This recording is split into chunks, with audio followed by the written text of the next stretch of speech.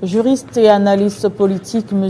Bob Ngoyi nous a rejoint sur ce plateau. En retard quand même, il faut le dire, vous étiez bloqué dans les embouteillages. Oui, précisément dans les embouteillages sur Huillery. Comme on répare l'autre tronçon là, ça en a fait pratiquement 1 heure du temps sans bouger. C'est le calvaire de chaque jour oui. Pour les Quinois. Cela s'ajoute que plusieurs artères sont bloquées, puisque réhabilitées, c'est une bonne chose. Mais si on allait beaucoup plus rapidement, en trouvant d'autres solutions, ça faciliterait la tâche.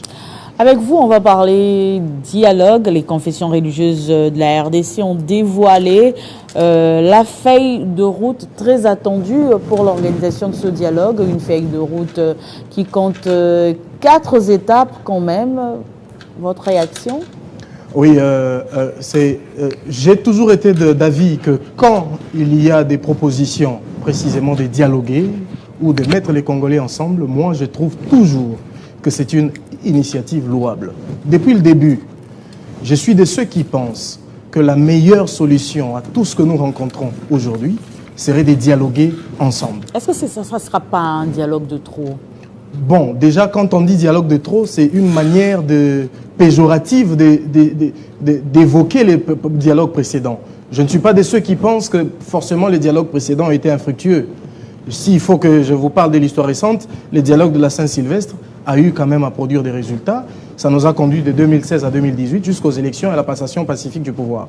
Le dialogue de la Saint-Sylvestre, plutôt de Sun City, nous a donné la constitution que nous appliquons aujourd'hui, des institutions, des premières élections et autre chose. Donc jusqu'ici, il y a eu des dialogues qui ont produit des résultats. Alors ce dialogue-ci, qu'est-ce qu'on peut attendre de ce dialogue puisque d'autres ont produit des résultats ? Oui, d'autres ont produit des résultats et nous sommes un pays de consensus, comme aime si bien le dire le professeur Banzama Lalé. Et donc, notre histoire depuis 1960 à ces jours, toutes les crises que nous avions rencontrées dans notre pays ont été résolues par voie du dialogue. Et on ne peut pas donc passer outre ces moyens. Alors, pourquoi le dialogue de l'Église catholique? Aujourd'hui, c'est la seule alternative pour pouvoir résoudre le problème. Depuis le début, lorsque on parlait des Doha et d'autres choses, j'étais de ceux qui disaient que c'était une erreur de discuter de manière séparée. Parce qu'aujourd'hui, avant d'attaquer vraiment le fond de la proposition des prêtres, aujourd'hui les prêtres font une proposition et parlent d'un dialogue inclusif. Moi je me pose la question, cette inclusivité qui ne sera pas facile. Va-t-elle faire intervenir les groupes rebelles par exemple? Si oui, pendant ce temps les groupes rebelles discutent avec Kinshasa à Doha. Supposons qu'aujourd'hui il y a un accord à Doha. La conséquence c'est quoi? Moi je crois qu'on a retiré la saveur un élément phare qui devait constituer les dialogues inclusifs comme il se voulait, c'est-à-dire d'une opposition armée, d'une opposition non armée, de la société civile et du pouvoir en place. Bon, en supposant que le pouvoir trouvait un compromis avec le M23, est-ce que ce M23 va-t-il encore faire partie de ces dialogues inclusifs pendant qu'il y aura déjà un accord au départ? C'est même ça le problème. Moi je crois, j'ai souscrit au dialogue tel que proposé par l'Église catholique, en son sens que toutes les forces vives... Vous estimez que l'ordre du jour de ce futur dialogue a été déjà... on a déjà parlé de ça? Je me demande s'il faut parler d'un dialogue inclusif, alors qu'on a déjà trouvé des solutions. L'ordre du jour a été épuisé, c'est ça? On parle aujourd'hui du dialogue parce qu'il y a d'abord une crise sécuritaire qui a provoqué une crise politique à la suite des élections dont la légitimité de celui qui a été élu est remise en cause par les autres. Bon, maintenant, en résolvant la question sécuritaire, on se pose encore la question sur quoi devrait porter la suite du dialogue. Est-ce que l'opposition armée qui continue à exister aujourd'hui va-t-elle être partie à la table sur le dialogue que demande l'Église catholique? Pendant ce temps, cette opposition armée est en discussion avec Kinshasa à Doha. La conséquence, c'est laquelle? Il faudra aussi parler du futur de cette opposition armée.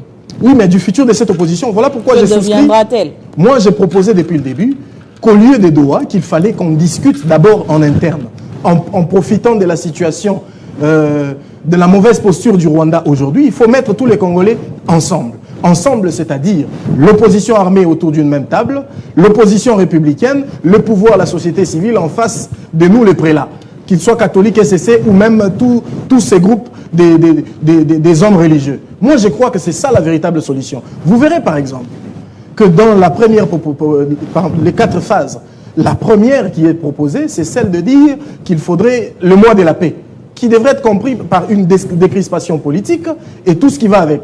C'est pour dire, On ne peut pas vouloir une chose et son contraire. Ce mois de la paix qui pourra prendre plusieurs mois. Qui pourra prendre plusieurs mois, oui, nécessairement. Mais il faudrait donc que de la part du pouvoir, parce qu'aujourd'hui, moi je pense que le pouvoir bloque ces dialogues puisqu'il n'y voit pas son intérêt. Aujourd'hui, le pouvoir voit plus son intérêt dans les dialogues de Doha. Parce que l'objectif du pouvoir, en réalité, n'est pas de dialoguer, mais de gagner du temps. Donc pour vous, comme plusieurs observateurs, la balle est dans le camp de Félix Tshisekedi. Oui, mais c'est clair, parce que tout le monde, toutes les partis de l'opposition, armées, non armées, société civile, et tout le monde voudrait à ce qu'il y ait des dialogues. Maintenant, là, on peut dire que c'est Tshisekedi. Pour qu'il y ait ces dialogues, il faut que le pouvoir accepte. C'est le pouvoir qui n'accepte pas les dialogues, c'est le pouvoir qui bloque ces dialogues. Pourquoi le pouvoir bloque ces dialogues? Parce que simplement, il espère que les négociations des Doha vont aboutir. Une fois qu'ils ont un accord acceptable, il va concéder une certaine chose donc passable. Et dans ce cas, il n'aura plus besoin de dialoguer. Je crois que si ce qui dérange réellement le pouvoir actuel, c'est la guerre de l'Est. S'ils arrivaient à trouver un compromis au niveau des Doha, quelle sera la nécessité du pouvoir de discuter avec l'opposition non armée qu'ils avaient su mater ici, qui ne parvenait même plus à marcher? L'opposition non armée ne parvenait même plus à sortir. Je me souviens d'une phrase de Martin Fayulu qui disait « on m'a mis les doigts partout ». C'est pour vous dire que l'opposition non armée était matée. Elle voulait donc profiter de cette situation sécuritaire pour soutirer du pouvoir un certain nombre de concessions. Et le pouvoir le sait. Le pouvoir veut tirer les choses en longueur. Mais maintenant, est-ce qu'au moment où le pouvoir sera d'accord... Cette opposition non armée, on peut parler plus du PPRD, Ensemble pour le changement, puisque Martin Fayulu, aujourd'hui, il est plus du côté du pouvoir. Il s'est rallié à l'Union sacrée. Bon, la position de Martin Fayulu est un peu ambiguë, je suis d'accord, mais dire qu'il s'est rallié au pouvoir... Dire qu'il s'est rallié au pouvoir, c'est trop. Rallier, c'est trop, mais quand même, ils ont fait la paix. Ils ont fait la paix. Ce n'est plus le Martin Fayulu d'hier par rapport à Félix Tshisekedi. Bon, ils se sont vus, il y a eu des choses qui se sont dites. Il me semble même qu'il aurait été dribblé parce qu'il espérait devenir Premier ministre. Oui, d'accord, mais à son statut actuel, il s'est fait appeler opposant. Non, mais à ce sujet, il a précisé qu'il prendra part au gouvernement seulement après le dialogue. Oui, donc il ne s'est pas fait dribbler. Non, mais il s'est fait dribbler parce qu'il espérait. Nous savons tous que si le poste de Premier ministre avait été donné à Martin Fayulu, il n'aurait pas refusé. Il aurait accepté les bras ouverts.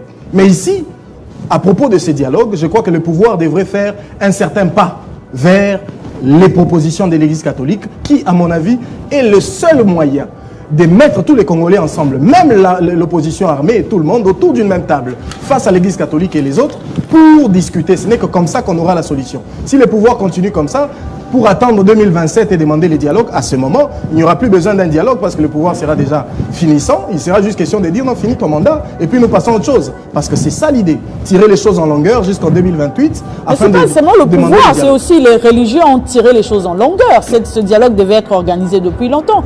C'est eux qui ne s'entendaient pas aussi. Non, mais les religieux, en fait, nous savons qu'il y a de ces religieux qui voulaient aussi entrer dans la scène. Mais les vrais religieux dans ça, nous les connaissons, c'est l'Église catholique et les CC qui sont les vrais de ces religieux. Non mais nous savons, il y a déjà des précédents. L'Église catholique a déjà fait ses preuves, les CC également. Je crois qu'ils sont la locomotive de cette équipe de religieux, qu'on ne s'y trompe pas. Les autres accompagnent, mais nous savons qui, à la base, sont là. Et eux avaient déjà fait la proposition. Ils ont même proposé au président de la République de le faire. C'est seul le président de la République aujourd'hui, ou le pouvoir en place, qui reste le blocage à cette question du dialogue. Monsieur Bob Ngoyi, merci d'avoir répondu à notre invitation, même si on n'a pas eu beaucoup de temps. On pourra le faire prochainement, un autre jour. Je rappelle que vous êtes juriste et analyste politique. Ça sera avec le même plaisir. Merci de nous avoir suivis. Ne nous quittez pas. Tout à l'heure, vous allez suivre la grande édition du journal avec Gaëtan Kouba-Bouranzi. Quant à moi, je vous retrouve très prochainement avec le même plaisir.